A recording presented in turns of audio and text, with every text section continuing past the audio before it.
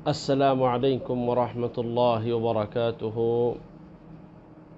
الحمد لله وكفى وسلام على عباده الذين اصطفى أما بعد فأعوذ بالله من الشيطان الرجيم. بسم الله الرحمن الرحيم. قل أعوذ برب الناس ملك الناس إله الناس من شر الوسواس الخناس الذي يوسوس في صدور الناس من الجنة والناس.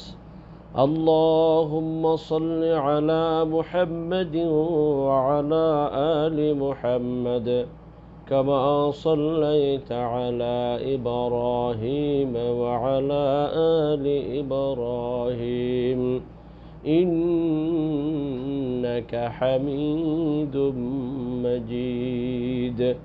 اللهم بارك على محمد وعلى آل محمد كما باركت على إبراهيم وعلى آل إبراهيم إنك حميد مجيد.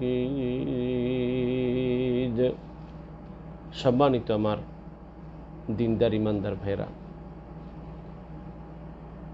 গত 2 দিন একটু সর্দির কারণে আমাদের শনিবার, রবিবার, সোমবার 3 দিনের আমাদের এই ক্লাস করতে পারেনি একটু সর্দির কারণে।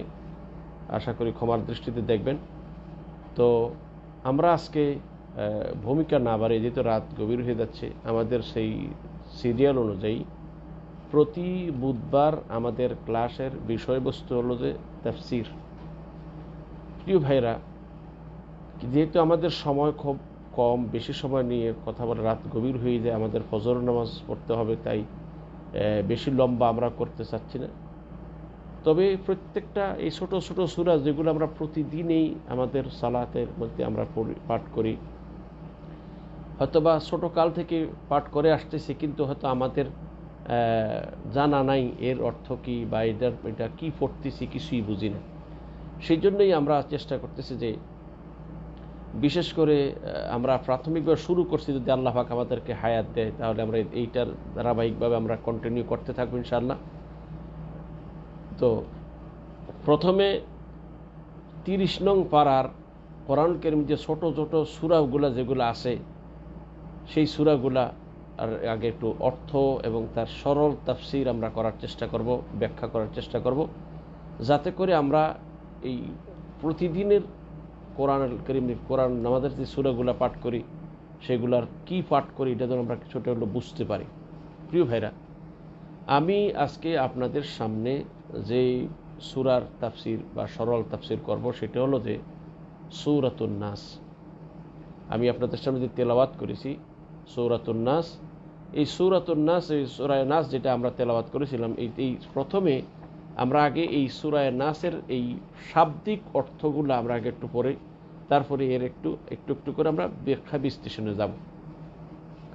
প্রথমে আমরা বলছি যে কুল আউযু বিরাব্বিন নাস। আল্লাহ পাক আল্লাহ রাসূলকে লক্ষ্য করে বলতেছেন, আর তথা সারা পৃথিবীর সব মানুষকেই এটা লক্ষ্য দেয়, এর মাধ্যমে সারা পৃথিবীর সব মানুষকেই যারাই আমরা পড়ব তখন এটা তার জন্যই হচ্ছে। আল্লাহ বলতে কুল, হে নবী আপনি বলুন, আউযু বিরাব্বিন নাস, আমি কি করি, আমি আশ্রয়, আউযু মানে আমি আশ্রয় প্রার্থনা করছি। কুল আউযু বিরাব্বিন, রব মানে প্রতিপালক, বা আমরা যেটাকে রব, আমরা যদি রব বলি, প্রতিপালক বলি, আমাদের মালিক বলি, আমরা প্রতিপালক বলাটাই ঠিক হবে। তাইলে বলবো যে আমরা প্রতিপালক বলি, আমাদের রব বলতে হবে। সবটাই আমরা আশা করি রব মানে প্রতিপালক, রব মানে উনি আমাদের পালনকর্তা, দুইটি আমরা যে কোনো একটা অর্থ বলি, কিন্তু আমাদের যে সার কথাটা হলো যে আমরা আমাদের প্রতিপালকের নিকট, পালনকর্তার নিকট কী করতে আশ্রয় প্রার্থনা করছি। কুল আউযু বিরাব্বিন নাস, হে নবী আপনি বলুন আমি আশ্রয় প্রার্থনা করছি মানুষের প্রভুর নিকট। আমি আশ্রয় প্রার্থনা করছি মানুষের প্রভুর নিকট অথবা মানুষের প্রতিপালক। নাস মানে মানুষ। তাহলে কুল আউযু বিরাব্বিন নাস অর্থ হলো হে নবী আপনি বলুন আউযু আমি আশ্রয় প্রার্থনা করছি বিরাব্বিন নাস, এর মানুষের প্রতিপালকের কাছে, মানুষের প্রতিপালকের নিকট। তাহলে আমাদের প্রথম টিটি হলো যে আমরা এই প্রথমে আল্লাহর কাছে এইটার প্রার্থনা করেন। দ্বিতীয় নম্বর মালিকিন নাস, তাইলে আমি আশ্রয় প্রার্থনা করছি মানুষের বাদশার নিকট, মানুষের অধিপতির নিকট, মালিকের নিকট। তাইলে মালিক মানে বাদশাহ। তাহলে আমরা যদি বলি কুল আউযু বিরাব্বিন নাস মালিকিন নাস, আমি আশ্রয় প্রার্থনা করছি মানুষের অধিপতি, মানুষের বাদশাহের নিকট। এবং যিনি ইলাহিন নাস, তিনি কি, আমি আশ্রয় প্রার্থনা করছি মানুষের ইলাহের নিকট। তার মানে হলো এখানে এই আশ্রয়ের প্রার্থনার তিনটা আয়াতের প্রথম যে তিনটা আয়াত, তিনটা আয়াতেই আল্লাহর তিনটা গুণাবলীর মাধ্যমে আল্লাহর কাছে আশ্রয় প্রার্থনা করছে। একটা হলো আল্লাহর রবের কাছে, মানে আল্লাহ রব আল্লাহর একটা গুণ, তিনি পালন কর্তা, এটা আমরা সবাই জানি। তারপরে তিনি সমগ্র মানুষের বাদশাহ, এটাও আমরা জানি। আর তিনি সমস্ত মানবের সমস্ত মখলুকের ইলাহ, সেটাও আমাদের জন্য। এই তিনটা আয়াতের মাধ্যমে আল্লাহর তিনটা গুণাবলীর মাধ্যমে আমরা আশ্রয় প্রার্থনা করছি। কুল আউযু বিরাব্বিন নাস, আমি আশ্রয় প্রার্থনা করছি মানুষের প্রভুর নিকট, আমি আশ্রয় প্রার্থনা করছি মানুষের বাদশাহের নিকট, আমি আশ্রয় প্রার্থনা করছি মানুষের ইলাহের নিকট। এই তিনটা কিসের থেকে আমি আশ্রয় প্রার্থনা করছি? মিন শাররিল ওয়াসওয়াসিল খান্নাস, আমি আশ্রয় প্রার্থনা করছি আত্মগোপনকারী ও কুমন্ত্রণা দানকারীর অনিষ্ট হতে। এটার তাফসীরে আসলে আমরা এটা বলবো। এখন আপন মানে এখন কোন শব্দ? মিন মানে হতে, শার মানে মন্দ, ওয়াসওয়াস মানে শাররুল ওয়াসওয়াসিল মানে ওয়াসওয়াস মানে ওয়াসওয়াসা যেটাকে আমরা বলি, খান্নাস মানে যে আত্মগোপন করে, ওয়াসওয়াসা মানে কুমন্ত্রণা, কুধারণা, কুমন্ত্রণা দেয়। তাহলে আমি আল্লাহর কাছে এই যে তিনটি শব্দ, আল্লাহর তিনটি গুণের মাধ্যমে আল্লাহর কাছে আমরা আশ্রয় প্রার্থনা করলাম। যে আমরা কিসের থেকে আশ্রয় প্রার্থনা করছি? আশ্রয় দাতা হলেন আল্লাহ। কোন জিনিসের থেকে আশ্রয় চাইতেছি? বলে যে আত্মগোপনকারী, অর্থাৎ কুমন্ত্রণা দানকারী, আত্মগোপনকারীর অনিষ্ট থেকে। অর্থাৎ যে মানুষের অন্তরকে যে কুমন্ত্রণা দেয়, এই আত্মগোপনকারী এর কুমন্ত্রণা থেকে, এর অনিষ্ট থেকে আল্লাহর কাছে আমরা প্রার্থনা চাইতেছি। মানুষের স্রষ্টার কাছে, মানুষের মালিকের বাদশার কাছে, মানুষের ইলাহের কাছে আমরা আশ্রয় প্রার্থনা করছি। তারপরে সে এই যে যেটা আত্মগোপনকারী বা কুমন্ত্রণা দেওয়ার কারণে অনিষ্ট হতে আমরা পানা চাচ্ছি, সে কোথায় মানে কুমন্ত্রণা দেয়? আল্লাযী ইউওয়াসউইসু ফি সুদুরিন নাস, আল্লাযী যে বা যিনি ইউওয়াসউইসু মানে ওয়াসওয়াসা দেয়, কুমন্ত্রণা দেয়, ফি সুদুরিন নাস, ফি মানে মধ্যে, সুদূর মানে বক্ষ, মানুষের বকে জিনিস মানে কি বলতেছে কুমন্ত্রণা দেয়। তো আসলে বকে কুমন্ত্রণা দেয় মানুষের অন্তর, কারণ যেহেতু অন্তরটা মানুষের কলব যেটা, এটা বকের নিচে থাকে, ভিতরে থাকে, সেই জন্য এখানে বক্ষ দ্বারা বোঝানো হয়েছে, অর্থাৎ অন্তরে, যে মানুষের অন্তরে কি দেয়? কুমন্ত্রণা দেয়। তারপর বলছে মিনাল জিন্নাতি ওয়ান নাস, মানুষ হোক, মানুষ মানে কে বলতেছে জিনের মধ্য থেকে হোক অথবা মানুষের মধ্য থেকে হোক। তার মানে হলো যে এর দ্বারা বোঝা গেল যে মানুষ জিন শয়তান যেমন মানুষের ক্ষতি করে, ঠিক তেমনিভাবে মানুষ শয়তানও মানুষকে এরকম কুমন্ত্রণা দেয়। এখন আমরা এটা তাফসিরে গেলে ইনশাল্লাহ এটা বুঝবো। তাহলে সার অর্থটা আমরা বুঝলাম যে আল্লাহ পাক আল্লাহ রসুলকে বলেছেন তথা সারা বিশ্বের সব মানুষ, আমরা যখন পানা চাইতে আমরা এটাও হবে কুল আউযু বিরাব্বিন নাস, হে নবী আপনি বলুন আশ্রয় প্রার্থনা করছি মানুষের প্রতিপালকের নিকট। 2 নম্বর মালিকিন নাস, যিনি আমি আশ্রয় প্রার্থনা করছি মানুষের বাদশাহের নিকট। মিন ইলাহিন নাস, আমি আশ্রয় প্রার্থনা করছি মানুষের ইলাহের নিকট, প্রভুর নিকট, উপাস্যর নিকট। কিসের থেকে? মিন শাররিল ওয়াসওয়াসিল খান্নাস, যে আত্মগোপনকারী এবং কুমন্ত্রণা দানকারীর অনিষ্ট থেকে। যে আত্মগোপনকারী বা কুমন্ত্রণাকারী মানুষের অন্তরে কুমন্ত্রণা দেয়, এই কুমন্ত্রণা দানকারী যেটা আবার দানকে আত্মগোপন করে, এটা জিন থেকে হোক এবং মানুষ থেকে হোক। তার মানে হলো জিন এবং মানুষের অনিষ্ট থেকে আমি আল্লাহর কাছে আশ্রয় প্রার্থনা করছি। এবার একটু একটু করে আমরা এই সূরার একটু সহজ সরল ব্যাখ্যা আমরা দেব, তারপরে শাব্দিক আরও একটু আলোচনা করব। প্রথম হলো যে আমরা প্রথমে এই সূরাটা যেমন সূরা নাস, এটা আগে জানবো যে এই সূরাটা মক্কি সূরা না মাদানী সূরা। এর আগে আমরা আলোচনা করেছিলাম মক্কি সূরা এবং মাদানী সূরার মানে হলো রাসূলুল্লাহ সাল্লাল্লাহু আলাইহি ওয়াসাল্লামের হিজরতের পূর্বে যে সূরাগুলা কোরআনের যে আয়াতসমূহ নাজিল হয়েছে, এই সমস্ত আয়াত এবং সূরাকে মক্কি সূরা এবং মক্কি আয়াত বলা হয়। এবার মক্কার বাহিরে হোক আর যেখানে হোক এটাকে মক্কি সূরা বা মক্কি আয়াত বলা হয়। রাসূলুল্লাহ সাল্লাল্লাহু আলাইহি ওয়াসাল্লামের হিজরতের পর যে সমস্ত আয়াত এবং সূরাসমূহ নাজিল হয়েছে, আল্লাহ পাক অবতরণ করেছেন, এই সমস্ত সূরা এবং আয়াতকে মাদানী সূরা বা মাদানী আয়াত বলা হয়। তাইলে আমরা এতটুকু ক্লিয়ার বললাম মক্কি সূরা এবং মাদানী সূরা, মক্কি আয়াত এবং মাদানী আয়াত। কিন্তু কিছু কোনো জায়গাতে শুধু আয়াত নাজিল হয়েছে, সবটা সূরা নাজিল হয়নি, কোনো জায়গাতে যে পুরো সূরাটাই নাজিল হয়েছে। তাইলে রাসূলের হিজরতের পূর্বে যে সকল সূরা ও আয়াতসমূহ নাজিল হয়েছে এগুলাকে মক্কি বলা হয়। রাসূলুল্লাহ সাল্লাল্লাহু আলাইহি ওয়াসাল্লামের হিজরতের পরে যে সমস্ত সূরা ও আয়াতসমূহ নাজিল হয়েছে এগুলাকে মাদানী বলা হয়। এখন আমাদের প্রথম কথাটা হলো এই যে সূরায়ে নাস এই সূরাটা কি মক্কি সূরা না মাদানী সূরা? এখানে তাফসীর কারকগণ দুইটা মত পেশ করেছেন। কারো মতে এটা রাসূল সাল্লাল্লাহু মক্কা থাকা অবস্থা অর্থাৎ হিজরতের পূর্বে নাজিল হয়েছে, কারো মতে মদিনা হিজরতের পরে নাজিল হয়েছে। তবে অধিকাংশ মুফাসসিরদের রায় অনুযায়ী যে এটা রাসূলুল্লাহ সাল্লাল্লাহু আলাইহি ওয়াসাল্লামের হিজরতের পরেই এই সূরাটা নাজিল হয়েছে। কারণ এই সূরায়ে ফালাক এবং সূরায়ে নাস দুটোটা সূরাই রাসূল সাল্লাল্লাহু হিজরতের পরেই নাজিল হয়েছে বলে অধিকাংশ তাফসীরকারগণ মত পেশ করেছেন। তাইলে আমরা একটা পয়েন্ট গেলাম, এটা কনফার্ম করলাম যে এই সূরাটা মাদানী সূরা, রাসূলের হিজরতের পরের সূরা। 2 নাম্বার, যে এই সূরা আয়াত সংখ্যা কত? এটা আমরা সবাই জানি এই সূরার আয়াত সংখ্যা হলো 6টি, মোট 6টি আয়াত আছে। তারপরে তৃতীয় নম্বর জানবো যে এই সূরাটা কোরআনুল কারীমের কত নং সূরা?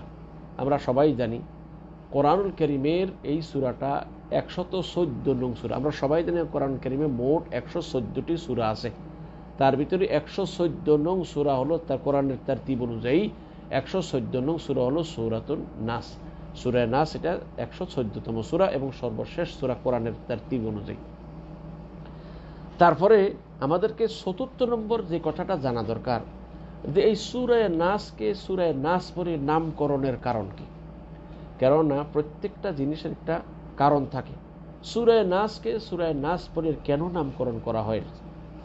তাফসীরকারগণ বলেছেন যেহেতু এই সূরাটার প্রথম আয়াতে কুল আউযু বিরাব্বিন নাস মালিকিন নাস, এখানে প্রথম আয়াত থেকে এর মধ্যে কয়েকবারই এই নাসুন শব্দটা ব্যবহার হয়েছে, তাই এর দ্বারাই এই সূরার নামকরণ করা হয়েছে। কুল আউযু বিরাব্বিন নাস মালিকিন নাস ইলাহিন নাস 3 বার এসেছে। তাই এই জন্য এই আয়াত এই শব্দটি এই সূরার ভিতরে একাধিকবার আসার কারণে এর দ্বারা এই সূরার নামকরণ করা হয়েছে।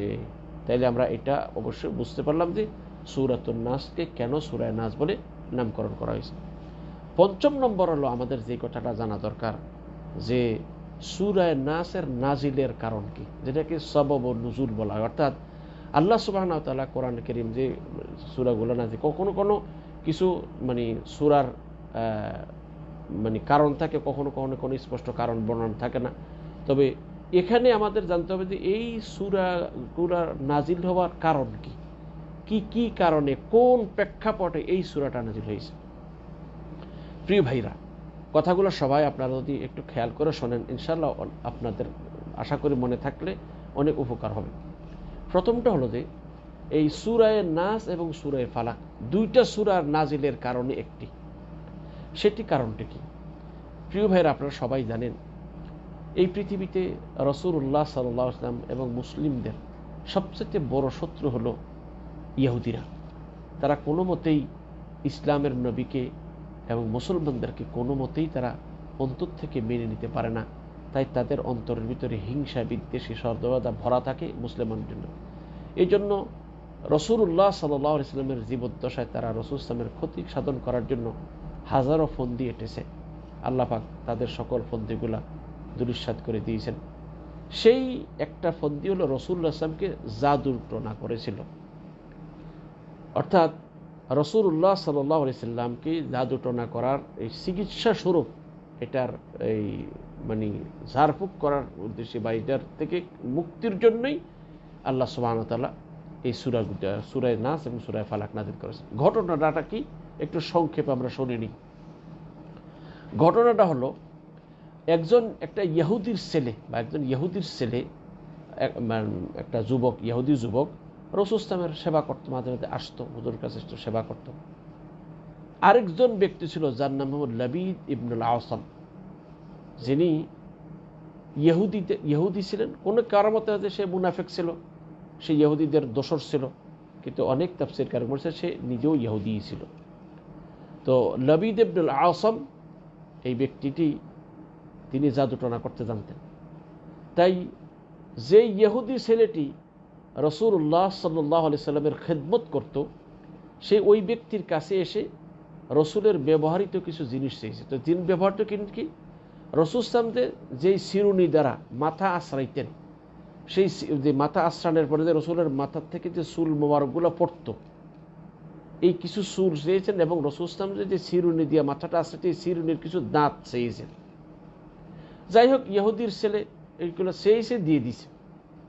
পরবর্তীতে সে এই ইহুদির ওই লাবিদ ইবনুল আওসাম, এই ইহুদি, সে এই রাসূল ইসলামের চুল মোবারক এবং রাসূল ইসলামের যে শিরুনি দ্বারা মাথা আশ্রাইতেন, চুল আশ্রাইতেন, সেই শিরুনির কিছু দাঁত একত্রিত করে খেজুরের যে মানে আমাদের সাধারণত খেজুরের যে মানে ফুল আসে না, যে কভারটা, যেটা আমরা সাধারণত আমাদের খেজুরের নর হোক আর মাদি হোক, খেজুরের যে মানে ফুল আসে অথবা যে খেজুর হয় একটা কভার হয়ে আসে, এই রকমের কভারের ভিতর ভরে সেইটাকে বেঁধে এর মধ্যে মানে জাদু করেছেন। এই জাদু করে এটা গাড়াইছেন কোথায়? মানে জারওয়ান নামক একটা কূপের ভিতরে একটা পাথরের নিচে সেখানে এটা গাড়িয়েছেন।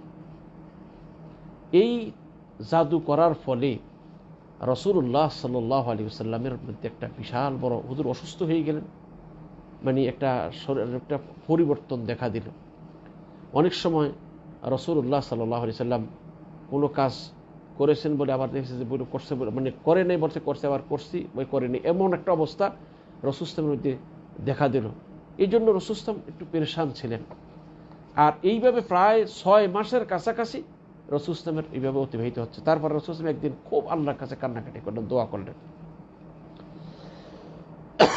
তারপর রাসূলুল্লাহ সাল্লাল্লাহু আলাইহি ওয়াসাল্লাম রাতে স্বপ্নে দেখলেন যে একজন ব্যক্তি রাসূল সাল্লাল্লাহু আলাইহি ওয়াসাল্লামের কদম মোবারকের পাশে দাঁড়ানো, আর একজন ব্যক্তি রাসূল সাল্লাল্লাহু আলাইহি ওয়াসাল্লামের সার মোবারকের, মাথা মোবারকের পাশে দাঁড়ানো। এখন এই কদম মোবারকের সামনে দাঁড়ানো ব্যক্তিটি রাসূল স্বপ্নে দেখতেছেন, আসলে দোনোজন ফেরেশতা ছিল। তো কদম মোবারকের সামনে দাঁড়ানো ব্যক্তিটি ওই মাথা মোবারকের সামনে দাঁড়ানো ব্যক্তিকে প্রশ্ন করতেছে, ভাই এই লোকটির কি হয়েছে? বলে যে এই লোকটিকে তো জাদু করা হয়েছে, বান মারা হয়েছে, বান জাদু টনা করা হয়েছে। কে করেছে? বলছে লাবিদ ইবনে আসাম করেছে। কিসের দ্বারা করেছে? যে রসুলের মাথার থেকে যে মাথা চুল আশ্রানোর পরে যে ঝরে যাওয়া চুল আছে, সেই চুল এবং শিরুনির এই কেন বলতেছে দাঁত দ্বারা করা হয়েছে। কোথায় রাখা হয়েছে? বলছে জারওয়ান নামক কুয়াতে রাখা হয়েছে। তারপরে এদের থেকে মুক্তির উপায় হিসেবে তারপরে হযরতে রাসূলুল্লাহ সাল্লাল্লাহু আলাইহি ওয়াসাল্লাম এই দুইটি আয়াত, মানে এই যে দুইটি সূরা নাযিল হয়েছে। তারপরে রাসূল সাল্লাল্লাহু আলাইহি ওয়াসাল্লাম ঘুম থেকে জাগ্রত হয়ে পড়লেন। আর হযরত আয়েশাকে বলেন, যে আয়েশা, আমি যে বিষয়ে আল্লাহর কাছে মানে সাহায্য চেয়েছিলাম, যে বিষয়ের সমাধান চেয়েছিলাম, আল্লাহ সেই বিষয়ের সমাধান আমাকে দিয়েছেন। তারপরে হযরত রাসূলুল্লাহ সাল্লাল্লাহু আলাইহি ওয়াসাল্লাম সাহাবায়ে কেরামদের থেকে কয়েকজন সাহাবীকে সেখানে পাঠাইলেন, নিজেও গেলেন। বুখারীর হাদিসে আছে যে রাসূল সাল্লাল্লাহু আলাইহি ওয়াসাল্লাম বলেছেন যে এই জারওয়ান নামক কুয়ার পানিগুলা মেহেন্দির রং যেরকম, মানে মেহেন্দিদের মানে পানিতে মিষ্টি যেরকম রং মানে পাল্টাই যায়, এই কুয়ার পানিগুলা এই জাদুর আসরে এইভাবেই পাল্টাই গেছে মানে একবারে। এবং বলছে যে এর আশেপাশে যে গাছগাছরাগুলো আছে সেগুলো যেন শয়তানের মাথার মতন হয়ে গেছে। তার দ্বারা বোঝা এরকমের কিছু সমস্যা দেখা দিয়েছে। বা রাসূল সাল্লাল্লাহু আলাইহি ওয়াসাল্লামের স্ত্রীগণের কাছে না গেলেও হয়তো বলছেন গিয়েছেন, আবার গেলে বললে যান না, এমন একটা মানে বেখেলি হয়ে যাওয়ার একটা মনোভাব সৃষ্টি হয়েছিল।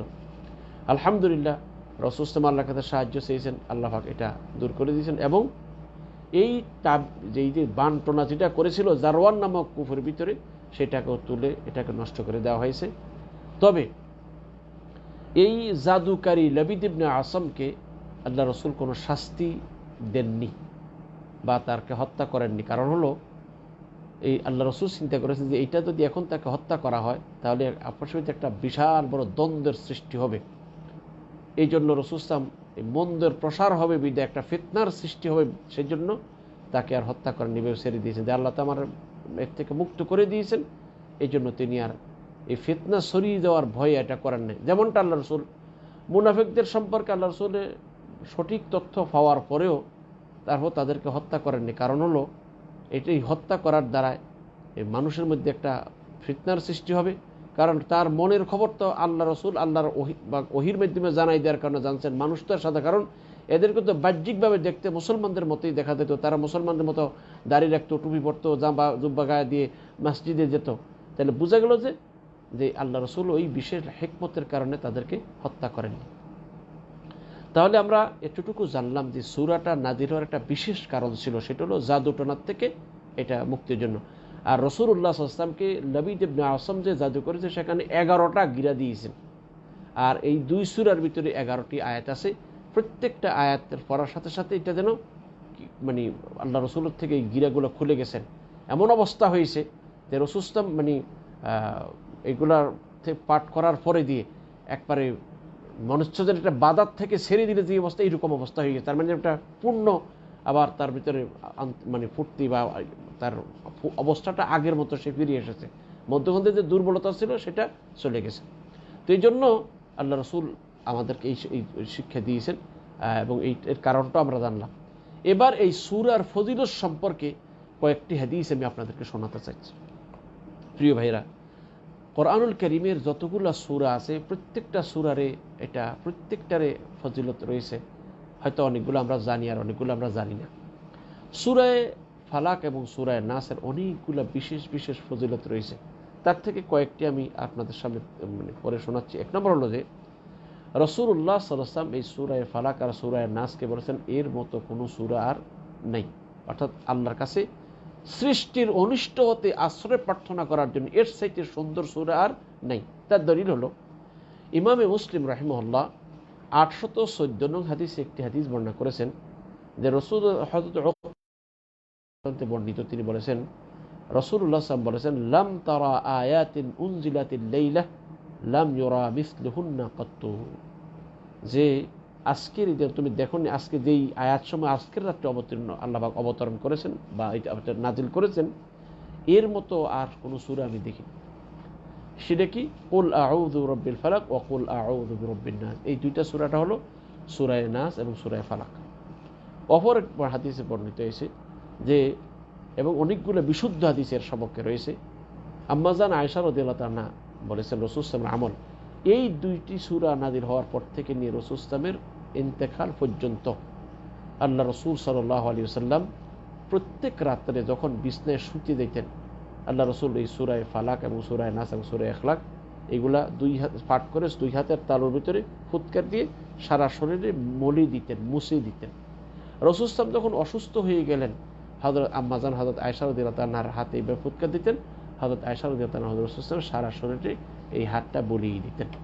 তাইলে রাসূল সাল্লামের জীবনের শেষ মুহূর্ত পর্যন্ত হুজুরের আমল এটা ছিল যে আল্লাহ রাসূল এই দুইটা সূরা, এই তিনটে সূরা ফালাক এবং সূরা নাস এবং সূরা ইখলাস পাঠ করে শরীরের মধ্যে এটা দুই হাতের তালুতে ফুৎকার দিয়ে সারা শরীরের মধ্যে মুছে দিতেন, মলে দিতেন। এটা এখন আলহামদুলিল্লাহ আজও পৃথিবীতে কোটি কোটি মুসলিম উম্মাদের ভিতরে এই আমলটা আছে।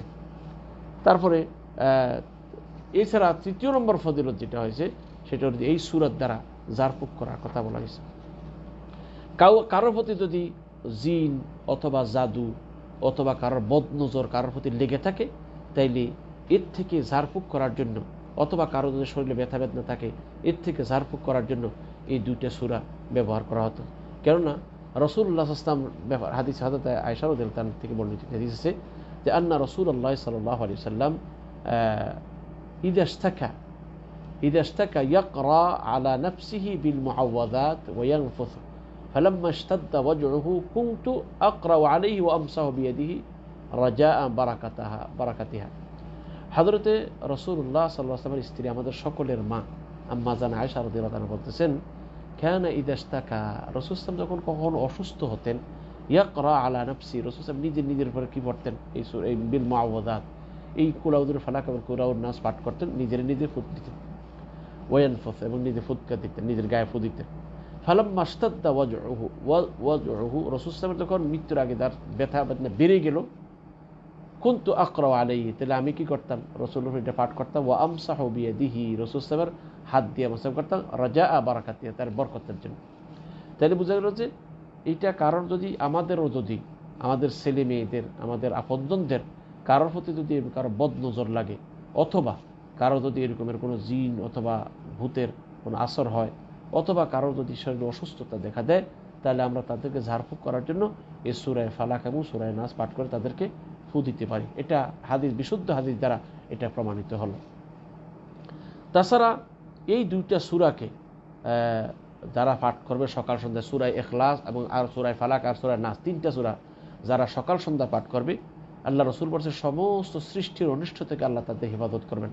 তার দলিল হলো হযরতে রাসূলুল্লাহ সাল্লাল্লাহু আলাইহি ওয়াসাল্লামের একটি হাদিস হুজুর বলেছেন কুল হুয়াল্লাহু আহাদ ওয়াল মুআওযাতাতাইনি হিনা তুসবিহু ওয়া হিনা তুমসি 3 মাররাত তাকফীকা মিন কুল্লি শাই। হাদিসটি ইমাম আবু দাউদ এবং ইমাম তিরমিজি রাহিমাহুল্লাহ দুজনেই বর্ণনা করেন। হাদিসটি বিশুদ্ধ। রাসূলুল্লাহ সাল্লাল্লাহু আলাইহি ওয়াসাল্লাম বলেছেন তোমরা কুল হুয়াল্লাহু আহাদ কুল আউযুর ফালাক এবং কুল আউযুর বিন-নাস তিনটি সূরা প্রতিদিন সকালে 3 বার এবং সন্ধ্যায় 3 বার পাঠ করবে। এতে করে আল্লাহ সুবহানাহু ওয়া তাআলা তোমাকে সকল সৃষ্টির সকল অনিষ্ট থেকে অর্থাৎ সকল সৃষ্টির অনিষ্ট থেকে তোমাকে আল্লাহ হেফাজত করবেন। তাইলে এই সূরাটার ফজিলত সম্পর্কে এটা আমরা সকলকে আমি সমস্ত ভাইদেরকে বলবো ভাইয়েরা আমার বন্ধুরা আমার আমরা যারা বিভিন্ন সময় এই পীর ফকিরদের কাছে গিয়া এই যে বিভিন্ন রকমের তাবিজ কন্ডা বিভিন্ন রকমের তাবিজ কবজ আমরা গলায় ঝুলাই আমি মনে করি আমাদের মুমিনদের কোনো প্রয়োজন নেই এগুলো ঝোলানোর। যেহেতু আমাদের প্রিয় নবী মুহাম্মদুর রাসূলুল্লাহ সাল্লাল্লাহু আলাইহি ওয়াসাল্লাম আমাদেরকে শিক্ষা দিয়েছেন যে আমরা যেন সবসময় এই যে রাসূলুল্লাহ সাল্লাল্লাহু যেটা বলেছেন যে আমরা যেন সবসময় নিজেরা যেন এই সূরাগুলা পাঠ করি। তাহলে আমরা যদি সকালে 3 বার এই সূরাগুলা পাঠ করি এবং সন্ধ্যায় যদি 3 বার সূরাগুলা পাঠ করি তাহলে আল্লাহর রহমতে সৃষ্টির সকলে জাদুটনা বদনজর জিন মানুষ শয়তান জিন শয়তান অনিষ্ট থেকে আল্লাহ আমাদেরকে রক্ষা করবেন। তাই আমি সকল ভাইদের করে তাবিজ কবর দিকে না ঝুঁকে বিশুদ্ধ হাদিস দ্বারা রাসূল সাল্লাল্লাহু আলাইহি ওয়াসাল্লামের যে সমস্ত উপদেশগুলো রয়েছে ওসিয়তগুলো রয়েছে সেগুলো আমরা পালন করার চেষ্টা করি। তাহলে আমলও হবে, আমলের সুন্নত মোতাবেক আমল করার কারণে আমরা অধিক সওয়াবের অধিকারী হব এবং যে কথাগুলোর প্রতি যে আমলের প্রতি রাসূল সাল্লাল্লাহু আলাইহি ওয়াসাল্লাম গ্যারান্টি দিয়েছেন সেই আমলগুলো আমাদের ভাগ্যে জড়বে, আমরা করতে পারবো এবং এর মধ্যে আমাদের নিজের আমলও হবে, আল্লাহ রাসূলের সুন্নতও জিন্দা হবে এবং আল্লাহর সাথে আমাদের একটা সুসম্পর্ক কায়েম হবে। কিন্তু তাবিজ আর এই তাবিজ কবজ লাগানোর কারণে বান্দা আল্লাহর কথা ভুলিয়ে যায়, মনে করেন আমার সাথে তাবিজ আছে আমার আর জিকির আজকার করার কোনো প্রয়োজন নেই। এতে করে এইভাবেই এই আমলগুলা বিলুপ্ত হয়ে যায়। তাই আমি সকল ভাইদেরকে বলবো ভাইরা আমার বন্ধুরা আমরা সবাই নিজেরা আমল করি এবং নিজের সন্তানদেরকে এই আমলগুলোর প্রতি উদ্বুদ্ধ করি। আশা করি আমরা কথাটা বুঝতে পেরেছি। তারপরে এই মুআওযাতাইন যেটা আছে যে সূরা ফালাক এবং সূরা নাস এটার গুরুত্ব এর জন্য প্রত্যেক ফরজ নামাজের পর আল্লাহ রাসূল একবার পাঠ করতেন এবং ফজর এবং মাগরিবের সময় 3 বার করে পাঠ করতেন। তাইলে হাদিসে আছে হযরত রাসূল সাল্লাল্লাহু আলাইহি ওয়াসাল্লাম উকবা ইবনে আমির থেকে বর্ণিত তিনি বলেছেন قال رسول الله عن عقبة بن عامر رضي الله عنه قال أمرني رسول الله صلى الله عليه وسلم أن أقرأ بالمعوذتين في دبور كل صلاة। হাদিস ইমাম তিরমিজি ইমাম আবু দাউদ ইমাম নাসাই রাহিমাহুল্লাহ বর্ণনা করেছেন যে উকবা ইবনে আমির রাদিয়াল্লাহু আনহু বলতেছেন যে রাসূলুল্লাহ সাল্লাল্লাহু আলাইহি ওয়াসাল্লাম আমাকে নির্দেশ দিয়েছেন আমি যেন প্রত্যেক ফরজ সালাতের পরে আমি যেন কুল হুয়াল্লাহু আহাদ কুল আউযুর ফালাক এবং মুআওযাতাত যেটা সূরা ফালাক ও সূরা নাস যেন পাঠ করি। এর জন্য মুহাদ্দিসিন কেরাম উলামায়ে কেরাম বলেছেন যে প্রত্যেক সালাতের পরে ফরজ সালাতের পরে সূরা ফালাক, সূরা ইখলাস, সূরা ফালাক, সূরা নাস একবার পাঠ করবে। আর ফজর এবং মাগরিবের সময় সকাল সন্ধ্যায় 2 বার করে কি করে 3 বার করে পাঠ করবে। তাছাড়া সকাল সন্ধ্যার যে সমস্ত তাসবিহ ও আমলগুলা রাসূলুল্লাহ সাল্লাল্লাহু আলাইহি ওয়াসাল্লাম আমাদেরকে শিক্ষা দিয়েছেন, সেই আমলগুলোর ভিতরে একটি আমল হলো এই 3 কুল, অর্থাৎ কুল হুয়াল্লাহু আহাদ, কুল আউযু ফালাক, কুল আউযু নাস, এই 3টি সূরা সকালে 3 বার পাঠ করা এবং সন্ধ্যায় 3 বার পাঠ করা। আমি আশা করি আপনারা সবাই আমরা বুঝতে পেরেছি। আল্লাহ আমাদের এই কথাগুলো বোঝার তৌফিক দান করুন। এবার একটা জিনিস, আমাদেরকে এই সূরার দ্বারা মাকসাদটা কি, উদ্দেশ্য কি, লক্ষ্য বস্তু, লক্ষ্য উদ্দেশ্যটা কি? প্রিয় ভাইরা, প্রথম কথা হলো এই সূরার ভিতরে যে আমরা আমার মানুষের রবের নিকট, মানুষের বাদশাহের নিকট, মানুষের প্রভুর ইলাহের নিকট, উপাস্যের নিকট যে আশ্রয় প্রার্থনা, আশ্রয় চেয়েছেন, সেই চাওয়ার উদ্দেশ্য এখানে আল্লাহর একত্ববাদের দিকে দাওয়াত দেওয়া। 2 নম্বর হচ্ছে যে নিজের আত্মরক্ষার জন্য, সৃষ্টির অনিষ্ট থেকে হেফাজতের জন্য আল্লাহর কাছে আশ্রয় প্রার্থনা করা। কেননা আল্লাহ যদি বান্দাকে আশ্রয় না দেয়, পৃথিবীর কেউ বান্দাকে আশ্রয় দিতে পারবে না। আজকে আমরা সাধারণত বিপদে মুসিবতে, দুঃখে কষ্টে আল্লাহর কাছে আশ্রয় না চেয়ে মানুষের কাছে, বিভিন্ন মৃত ব্যক্তিদের কাছে, পীর বুজুর্গদের কাছে, আল্লাহর ওলি আল্লাহদের কাছে আমরা চাই, যারা দুনিয়াতে চলে গেছে।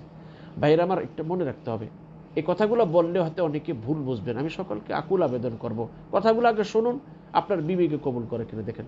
আমরা আল্লাহর ওলি আল্লাহ প্রিয় বান্দাদের সাথে কোনো রকমের শত্রুতাতে তাদের সাথে নেই। বলছি যে তাদের কাছে গিয়ে আশ্রয় না চেয়ে যে বাবা আমাকে সাহায্য করো, বা আমি অমুক পীরের মুরিদ, ওই পীরের মুরিদের যে বাবা আমার তুমি সৃষ্টির অনিষ্ট রক্ষা করে আমার এইটার থেকে, ক্ষতির থেকে বাঁচাও। আসলে সৃষ্টির অনিষ্ট থেকে বাঁচানোর ক্ষমতা শুধু স্রষ্টারই আছে, অন্য কোনো সৃষ্টির নাই। তাই আমরা বলবো যে আমরা হ্যাঁ, একটা আছে যে যেটা সাময়িকভাবে, মনে করেন কথার কথা, একজন রাস্তা একটা ডাকাত এসেছে, এই সময় আপনার পাশে আরো কোনো লোক থাকলে, বা আপনাকে কেউ জুলুম করতেছে, আশেপাশে কোনো মুসলমান আরো যদি কোনো মানুষ থাকে, আপনি তাদেরকে ডাকতে পারেন, কারণ এটা আল্লাহর নির্দেশ। আল্লাহ বলেছে ওয়া তাআওয়ানু আলাল বিররি ওয়াত তাকওয়া ওয়া লা তাআওয়ানু আলাল ইসমি ওয়াল উদওয়ান, তোমরা পরস্পরকে ভালো কাজে সহযোগিতা করো, মন্দ কাজে কেউ কাউকে সহযোগিতা করো না। তাহলে এটা এই ভালো কাজে একজন মানুষকে জুলুম করতেছে, আরেক ভাইকে সাহায্য যে ভাই আমার ও অন্যায় করতেছে, আপনি আমার একটু হেল্প করেন, এটা সম্ভব, কারণ ও আমার কাছে আছে, মানুষ হিসেবে আমাকে সাহায্য করতে পারে। তবে এমন জায়গায় সাহায্য চাবো না, এমন ব্যক্তির কাছে সাহায্য চাবো না যে ব্যক্তি আমার এই সমস্যাটা চোখে দেখে না এবং আমার এই সমস্যাটা সমাধান করার ক্ষমতাও তার নাই। তাই আমরা বলবো যে যে ক্ষেত্রে মানুষের সমাধান সাধ্যের বাইরে, সেখানে আমরা অবশ্যই আল্লাহর কাছে সাহায্য চাইব, অন্য কোনো মাখলুকের কাছে সাহায্য, সে যে নবী হোক আর বুজুর্গ হোক, যেই হোক না কেন। কেননা আল্লাহ চিরদিন ছিলেন, আছেন, থাকবেন। তাকে তিনি কখনো তাকে কোনো তন্দ্রায় স্পর্শ করে না, তিনি ঘুমান না, তিনি মরবেন না, তিনি চিরঞ্জীব। আর এই পৃথিবীর যারা ছিল, একটা নির্দিষ্ট মেয়াদ শেষ করার পরে তারা পৃথিবী ছেড়ে চলে গেছেন। এই পৃথিবীতে কত নবী এসেছেন, কত আল্লাহর প্রিয় বান্দারা এসেছেন, কেউ পৃথিবীতে ছিলেন একটা নির্দিষ্ট সময় থাকার পরে আল্লাহ পাক তাদেরকে এই নির্দিষ্ট সময় শেষ হওয়ার পরে মৃত্যু নামক এই বস্তুকে গ্রাস করেছেন। কেননা প্রত্যেকটা প্রাণীই মৃত্যুর স্বাদ গ্রহণ করবে। তাই সকলেই এই পৃথিবীতে মৃত্যুর মাধ্যমে দুনিয়া ছেড়ে চলে গেছেন। হযরত ঈসা আলাইহিস সালাম যদিও এখন আল্লাহ পাক তাকে আকাশে উঠেই রাখছেন, কিন্তু কিয়ামতের পূর্বে আবারও তিনি পৃথিবীতে ফিরে আসবেন। তবে একটা নির্দিষ্ট হায়াতের যে বাকি অংশটা যেটা আছে তার, সেটা সে পূর্ণ করে তাকেও স্বাভাবিকভাবে অন্যান্য নবীগণ যেভাবে মৃত্যুর স্বাদ পান করে তিনি দুনিয়া ত্যাগ করেছেন, এই হযরত ঈসা আলাইহিস সালামও ঠিক তেমনিভাবেই এই দুনিয়া এইভাবে ত্যাগ করবেন। তাহলে বোঝা গেল যে এটা এই কেউ চিরস্থায়ী নয়। আসুন তাহলে আমরা এর থেকে এই সাধারণ কথাটা বুঝলাম যে এই সূরা নাসের মাধ্যমে আল্লাহর একত্ববাদের প্রতি আহ্বান করা হয়েছে এবং সৃষ্টির অনিষ্ট হতে, এক কথায় সমগ্র সৃষ্টির অনিষ্ট থেকে আমরা শুধুমাত্র আল্লাহর নিকটে আশ্রয় চাইব, আর আল্লাহ তাআলাই শুধুমাত্র আমাদেরকে আশ্রয় দিতে পারেন। আল্লাহ তাআলা ব্যতীত সৃষ্টির অনিষ্ট থেকে রক্ষা করার ক্ষমতা আর কারো নাই। তাই আমরা এই কথাটা, এর দ্বারা এই শিক্ষাটা আশা করি পেয়েছি। তাছাড়া আরেকটা জিনিস এখানে আমরা যে কথাগুলো, সেই শাব্দিক তর্জমার বিষয় যেটা আমরা দেখি, এই সূরার যে সার যে বিষয়টা তাফসীরের, যেখানে আল্লাহর কাছে আমরা পানা চাচ্ছি কিসের থেকে, যে আত্মগোপনকারী, কুমন্ত্রণ দান, অর্থাৎ যে আমরা যেখানে সূরার প্রথম দিক দিয়ে বলেছি মিন শাররিল ওয়াসওয়াসিল, শার মানে মন্দ, ওয়াসওয়াস শব্দের অর্থ আমরা আপনাদেরকে বলেছিলাম, ওয়াসওয়াস মানে কুমন্ত্রণা। ওয়াসওয়াসা শব্দের অর্থ হলো কুমন্ত্রণা দেওয়া। যে মানুষকে কি দেয়? কুমন্ত্রণা দেয়। কুমন্ত্রণা বলতে অর্থাৎ শয়তান তার অনুপলব্ধ, মানে কি উপলব্ধি করা যায় না যে এমন ভাবে মানুষ আমরা বুঝতে পারি না, অনুপলব্ধ পদ্ধতিতে মানুষের অন্তরে যে নানা প্রকার প্রলোভন, কুমন্ত্রণা, কুধারণা ফুস করে চলে যায়, এটাকে ওয়াসওয়াসা বলা হয়। মানে শয়তান যে আমাদের মনের ভিতরে কত আজে বাজে চিন্তা, কত আজে বাজে কথা মনে করাইয়ে দেয়, এটা শয়তানি ওয়াসওয়াসা। আপনারা দেখেন যখন সালাতের জন্য বা নামাজের জন্য যখন আমরা দাঁড়াই, দেখেন কত আজ থেকে 30 বছর আগের, 40 বছর আগের কি শয়তানি কথা, দুষ্টামি কথা, হাসের কথা হঠাৎ করে মনে হয়ে গেছে। শয়তান আপনার কাছে কত রকমের আজে বাজে কথা স্মরণ করাই দেয়, কত কিছু স্মরণ করাই দিয়ে আপনার নামাজের বিঘ্নতা সৃষ্টি করে দেয়। এই যে ওয়াসওয়াসা, বিভিন্ন আজে বাজে কথা, কুধারণা, কুমন্ত্রণা সৃষ্টি করে দেয়, এটাকে ওয়াসওয়াসা বলা হয়। তারপরে এখানে এই কোরআনের আয়াতের ভিতরে খান্নাস বলা হয়েছে। খান্নাস মানে শব্দের অর্থ হলো আত্মগোপন করা, অর্থাৎ যে মানুষকে ধোঁকা দিয়েই গোপন করে ফেলে, নিজেকে গোপন করে ফেলে। এমন না যে শয়তান আমাদের সাথে সামনে এসে সরাসরি দেখা দিচ্ছে, সে গোপনভাবে আমাদেরকে এই ওয়াসওয়াসাটা দিয়ে সরে যায়। এর সামনে আমরা আলোচনা করবো, তাইলে বুঝতে পারবেন শয়তান মানুষকে কিভাবে প্ররোচনা দেয়, কিভাবে মানুষকে মানে খারাপ দিকে নিয়ে যায়। তাইলে আমরা একটা জিনিস বলছি যে শয়তান, এই যে মানে ওয়াসওয়াসা শব্দের অর্থ বুঝলাম, আর খান্নাস শব্দের অর্থ বুঝলাম। আর যে মানুষকে কি দেয়? ওয়াসওয়াসা দেয়, কুধারণা দেয়, কুমন্ত্রণা দেয়। কোথায় দেয় কুমন্ত্রণা? অন্তরের ভিতরে, আর অন্তর থাকে মুখের ভিতরে। সেই জন্য মুখ বলা হয়েছে, সে বলছে যে অন্তরের ভিতরে কি দেয়? কুমন্ত্রণা দেয়। তাহলে আমরা এটুকু বুঝলাম প্রিয় ভাইরা, এই কথাটার দ্বারা যে সারাংশটা এটুকু হলো যে এই সূরাটার ভিতরে আল্লাহর কাছে যে পানা চাওয়ার মূলটা হলো এই যে শয়তানের অনিষ্ট থেকে। তো শয়তান এখানে দুইবার, মিনাল জিন্নাতি ওয়ান নাস, জিন শয়তান এবং মানুষ শয়তান। এখন আমাদের একটু মনে করতে হবে, এই কথাটা একটু জানতে নিতে হবে যে এই জিন জাতির শয়তান, জিন শয়তান আর মানুষ শয়তান। জিন শয়তান তো সাধারণত আমরা এটা বুঝি একটা শয়তান থেকে। মানুষের মধ্যেও কি শয়তান আছে? বলে মানুষের মধ্যেও শয়তান আছে। আরেকটা জিনিস হলো যে কি, এই যে মানুষের জিন শয়তান, প্রত্যেকটা মানুষের সাথেই একটা শয়তান থাকে, প্রত্যেক মানুষের সাথে শয়তান থাকে। এখন আমরা হয়তো মনে মনে ভাবতে পারি যে মানুষের সাথে শয়তান থাকে, এটা কেমন করে হয়? প্রত্যেকটা মানুষের সাথে শয়তান আছে। হযরত রাসূলুল্লাহ সাল্লাল্লাহু আলাইহি সাল্লাম বলেছেন, মা মিন আহাদিন, এমন কোনো লোক নাই, মিন বানি আদম ইল্লা ওয়ালাহু কারিনুন, এর কোন প্রত্যেকটা মানুষের সাথে, এটা বলা হয়েছে যে প্রত্যেকটা মানুষ, এই পৃথিবীতে এমন কোনো মানুষ নেই যার সাথে কোনো কি নেই, একটা সঙ্গী নেই। কারণ হচ্ছে যে প্রত্যেকটা মানুষের সাথে শয়তান লাগানো আছে। তাহলে আমি আপনাদের একটা হাদিস পড়ে শোনাই। আল্লাহ রাসূল বলেছেন, হাদিসটি ইমাম মুসলিম রাহিমাহুল্লাহ 2814 নং হাদিসে বর্ণনা করেছেন। হযরত আব্দুল্লাহ ইবনে মাসউদ থেকে বর্ণিত, তিনি বলেন, ক্বালা রাসূলুল্লাহ সাল্লাল্লাহু আলাইহি ওয়াসাল্লাম, মা মিনকুম মিন আহাদিন ইল্লা ওয়াকাদ ওয়াক্কিলা বিহি কারিনুহু মিনাল জিন্নি। আল্লাহ রাসূল বলেছেন, এমন কোনো লোক নাই তোমাদের মধ্য থেকে যার সাথে তার সাথীকে, জিন থেকে একজন সাথী তাকে নির্ধারণ করে দেওয়া হয়নি, অর্থাৎ তারে ন্যস্ত কর। প্রত্যেক মানুষের সাথেই একজন শয়তানকে ন্যস্ত করে দেওয়া হয়েছে, জিন শয়তান।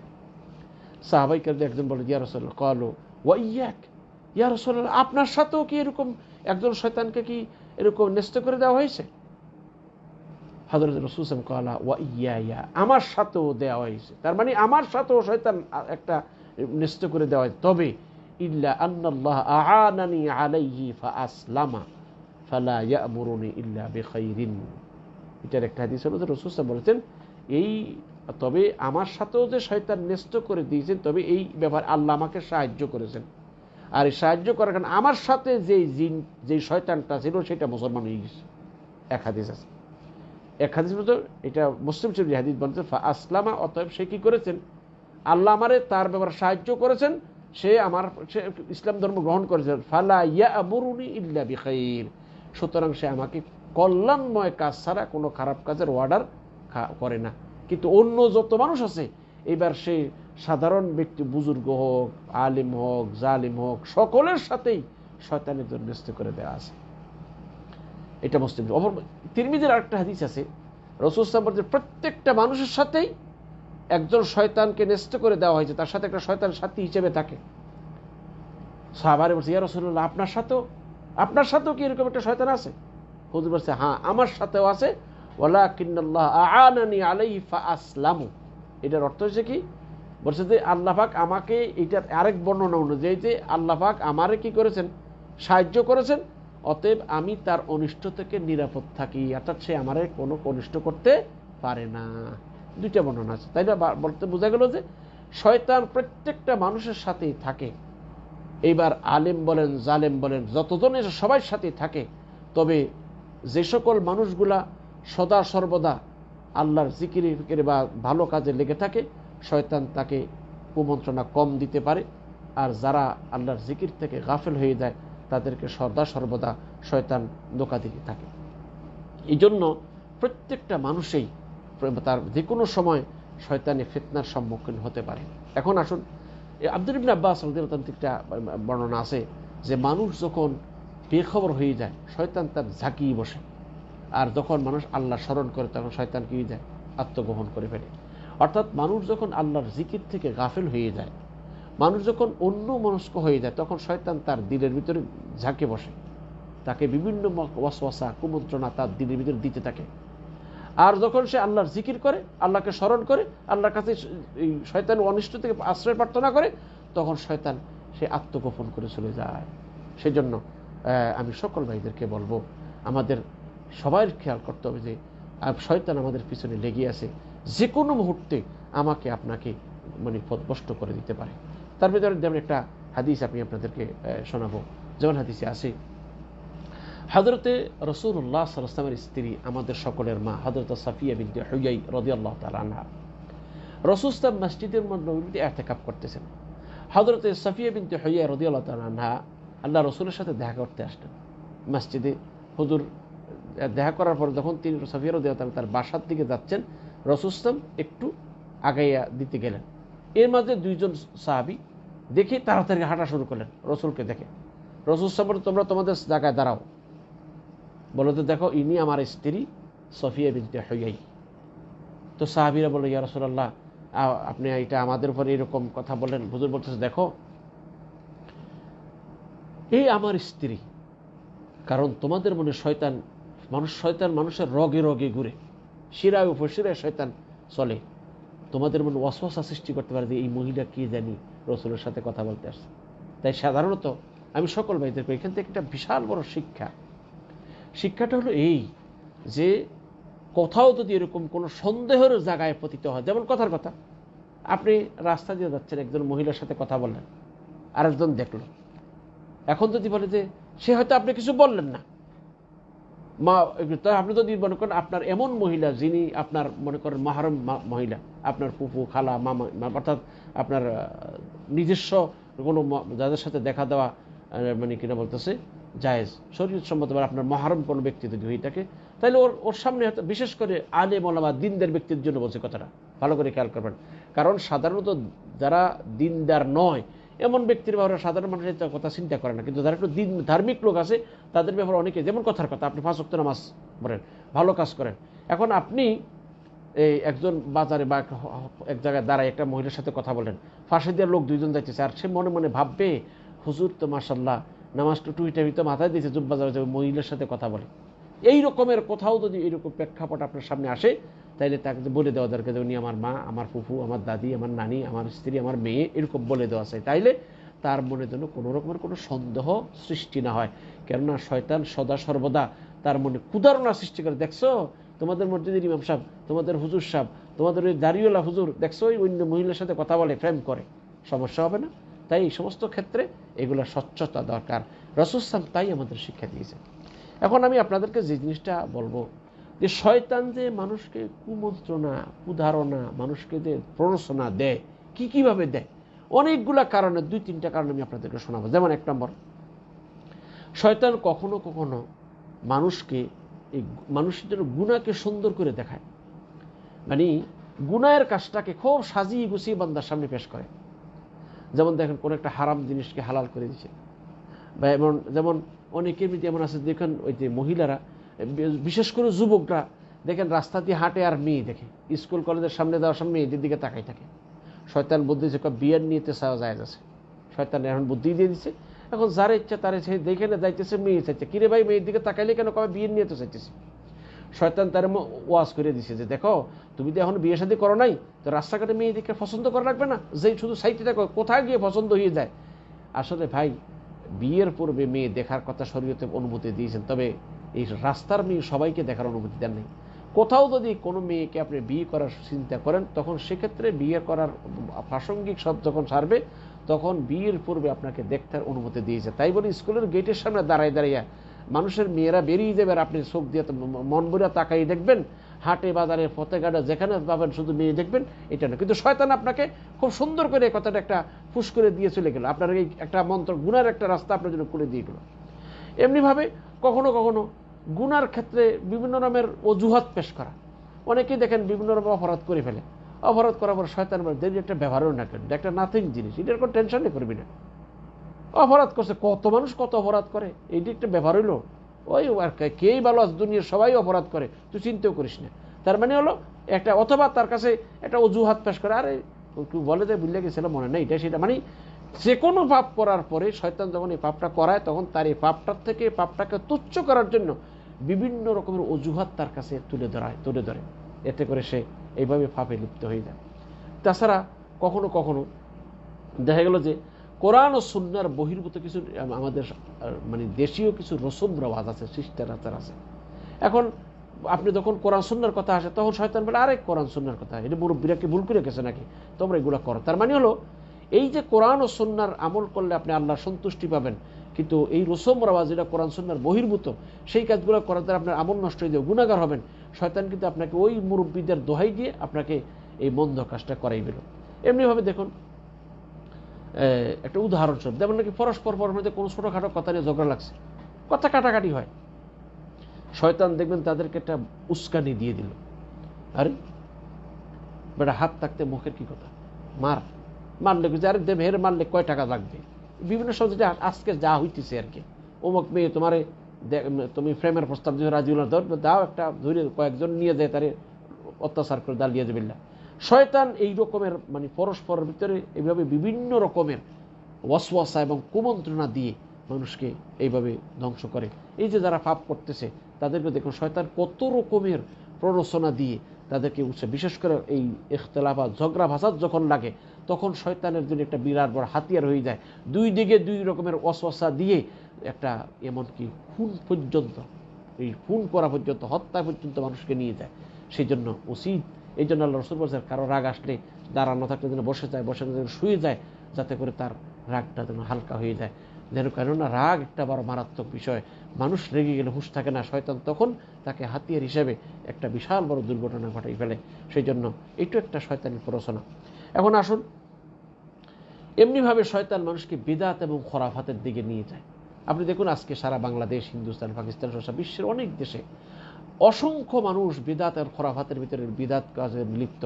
সবাই মনে করে আর 10 জন করে, আল্লাহ কি এটা দেয় না, 10 জনে যেটা ভালো মনে করে এটা আল্লাহ ভালো মনে করে, এইরকম একটা অজুহাত দিয়ে কোরআন এবং সহিহ হাদিসের বহির্ভূত এরকম হাজার হাজার কাজ আজকে আমাদের সমাজে প্রচলিত আছে, অথচ এগুলো একটাও কোরআন সুন্নাহ দ্বারা প্রমাণিত নয়। তাই আমি সকল ভাইদেরকে বলবো, প্রিয় ভাইরা, আসুন, শয়তান এইরকম আরও অনেকগুলো পদ্ধতি আছে যেভাবে মানুষকে গোমরা করে দেয়। এছাড়া অনেক সময় শরীয়তের লঙ্ঘন করায় শয়তান। মনে করো অনেক সময় আজকে শরীরে একটা অসুবিধা নেই, প্রতিদিন তো নামাজ ফরজ, আজকে একটু ছেড়ে দে, অথবা নামাজ ফরজটা কোনো রকম আসছে, ঠিক আছে আর ভিতরে আর ফরজ লাগবে না, সুন্নত ছেড়ে দে, প্রতিদিন মানে আরে আল্লাহ রহমান রহিম, আল্লাহ কারীম মাফ করে দিবেন। এই রকমের বিভিন্ন রকমের মানে ওয়াসওয়াসা কুমন্ত্রণা দিয়ে মানুষকে শয়তান মন্দ মানে ভালো কাজ থেকে দূরে সরাই রাখে। তাছাড়া আমার আরেকটা জিনিস মনে বুঝতে হবে, এই শয়তানের প্ররোচনার থেকে বাঁচার উপায়টা কি? অনেকগুলো উপায়ের মধ্যে 2-1টা উপায় আমি আপনাদের বলছি। এক নম্বর হলো যে প্রত্যেকটা মুসলমানের এই কথাটা মনে রাখতে হবে, এটা ভালো করে বিশ্বাস করতে হবে, তার মাথা রাখতে হবে যে শয়তান কোনো মুসলমান আবেদ হোক, চাই আলেম হোক, বুজুর্গ হোক, যেই হোক, শয়তান প্রত্যেকটা মানুষকেই নষ্ট করার চেষ্টা করে। তাই আমাদেরকে শয়তানের প্ররোচনা, আমাদেরকে কখনো পাপ প্ররোচনায় লিপ্ত হলে হবে না, বরং আমাকে এই ক্ষেত্রে সতর্ক থাকতে হবে। 2 নম্বর হচ্ছে যে সদা সর্বদা আল্লাহ ও তার রাসূল যে সকল কাজগুলো আমাদের করতে বলেছে এবং যে সকল কাজগুলো আমাদের বর্জন করতে বলেছে, অর্থাৎ যে সকল কাজগুলো করার নির্দেশ দিয়েছেন এবং যে সকল অন্যায়গুলো ছাড়তে বলেছেন, এই নির্দেশিত কাজগুলো আমরা সাধ্য অনুযায়ী করবো এবং যে সমস্ত নিষিদ্ধ কাজ আছে সে থেকে আমরা সদা সর্বদা ওর থেকে দূরে থাকবো। মনে রাখতে হবে আল্লাহ এবং তার রাসূল আমাদেরকে যে সকল কথাগুলো, আমাদেরকে যে সকল কাজগুলো করার নির্দেশ দিয়েছেন, অবশ্যই এর মধ্যে আমার কল্যাণ রয়েছে। এটার কল্যাণটা আমার বুঝে আসুক চাই না আসুক। আর আল্লাহ এবং তার রাসূল যে সকল কাজ থেকে আমাদেরকে নিষেধ করেছেন, নিশ্চয়ই এর মধ্যে আমার অকল্যাণ, বাহ্যিকভাবে আমি এর কল্যাণ দেখলেও এর মধ্যে আসলে কোনো কল্যাণ নেই, এটা আমার মনে রাখতে হবে। 3 নম্বর হলো যে প্রত্যেকটা ওই ফরজকৃত যে বস্তুগুলো আছে, যে বিশেষ করে 5 ওয়াক্ত সালাত, এটা আমরা আদায় করার চেষ্টা করব এবং সালাতের পরে যে সূরা ইখলাস, সূরা ফালাক, সূরা নাস একবার পড়া, প্রত্যেক সালাত সকাল সন্ধ্যা 3 বার পাঠ করা, এই আমলি জীবনে আমরা করব এবং প্রতিনিয়ত আমরা আল্লাহর কাছে শয়তান ওয়াসওয়াসা থেকে ইস্তেগফার, তওবা, ইস্তেগফার বেশি বেশি এবং জিকির আজকার যত বেশি করব তত শয়তান আমাদের থেকে দূরে যাবে। ভাই মনে রাখবেন, যেই বাড়িতে কেউ কোনো মালিক থাকে না, সেই বাড়ির ভিতরে চোর, ছোট্টা, ইঁদুর, পশু পাখি, বিভিন্ন আখড়া, সাপ বিচ্ছুর আখড়া হয়। যেই অন্তরে আল্লাহর জিকির নেই, সেই অন্তরটা শয়তানের একটা আখড়া হয়ে যায়। তাই আমরা আমাদের এই অন্তরটাকে আল্লাহর জিকির দ্বারা সর্বদা সতেজ রাখার চেষ্টা করব। কারণ মুমিনের অন্তর এই আল্লাহর জিকিরের দ্বারাই প্রশান্তি লাভ করে। তাই আমরা বেশি বেশি করে আল্লাহর জিকির করব আর আল্লাহর শয়তানের অনিষ্ট থেকে আল্লাহর কাছে পানা চাইব, ইস্তেগফার করব। এতে করে ইনশাআল্লাহ আল্লাহর রহমতে আমাদের থেকে শয়তানি ওয়াসওয়াসাগুলো দূর হয়ে যাবে। সর্বশেষ যে কথাটা বলে আজকে শেষ করব, সেটা হলো যে এই মানুষ শয়তান, জিন শয়তানের বিষয়টা আমরা অনেকেই বুঝি, যে মানুষ শয়তান কোনগুলো। বলে যে মানুষের মধ্যেও কিছু মানুষ আছে যেগুলা মানুষকে কুমন্ত্রণা দেয়, কুধারণা দেয়, মানুষের মধ্যে বিভেদ সৃষ্টি করে, মানুষকে বিভিন্ন জিনিস শরীয়তে নেই যে জিনিস শরীয়ত মনে করে না।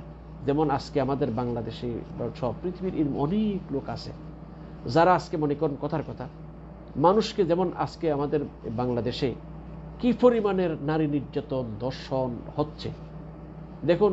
আলেম ওলামারা, দিনদার লোকেরা মানুষদেরকে পর্দার কথা বলে, মানুষদেরকে শালীনভাবে চলতে বলে, মহিলাদেরকে একটু ঢেকে ঢুকে চলতে বলে, একটু শালীনভাবে চলার জন্য বলে।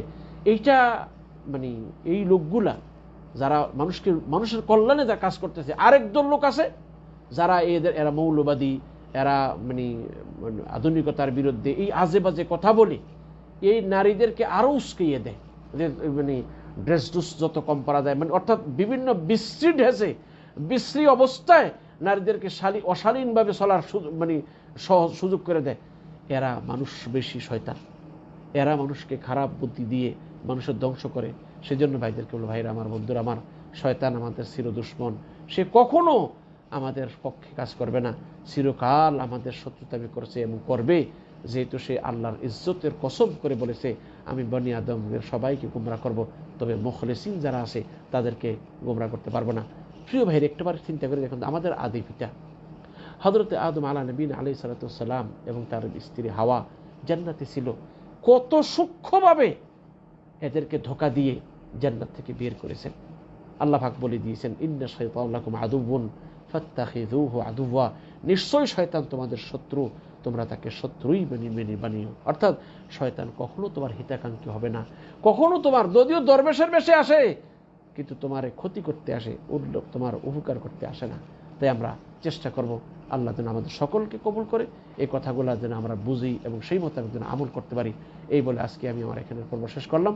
ইনশাআল্লাহ আগামী বুধবার সূরা ফালাকের তাফসীর হবে, সবার প্রতি দাওয়াত রইল। আগামীকালকে রাসূলুল্লাহ সাল্লাল্লাহু আলাইহি সাল্লামের সিরতের দারাস হবে, ক্লাস হবে রাত 10টায়।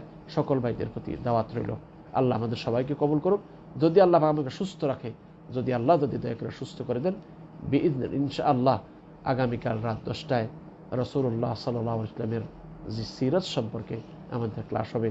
সকল ভাইদের কাছে আমার দাওয়াত রইল, আসুন আমরা শুনি, তারপর আমাদের নিজের মধ্যে নবীর ভালোবাসা সৃষ্টি করি। আল্লাহ আমাদের সবাইকে কবুল করেন। ওয়া আখিরু দাওয়ানা আনিল হামদুলিল্লাহি রাব্বিল আলামিন। আসসালামু আলাইকুম ওয়া রাহমাতুল্লাহি ওয়া বারাকাতুহু। কারো কাছে যদি প্রশ্ন থাকে দয়া করে একটু করেন, যদি কোনো ভাইয়ের কিছু জিজ্ঞেস করার থাকে।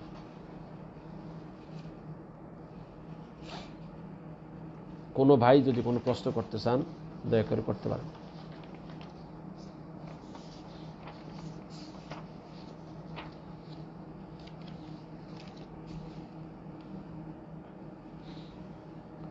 কারোর কাছে কোন প্রশ্ন আছে ভাই?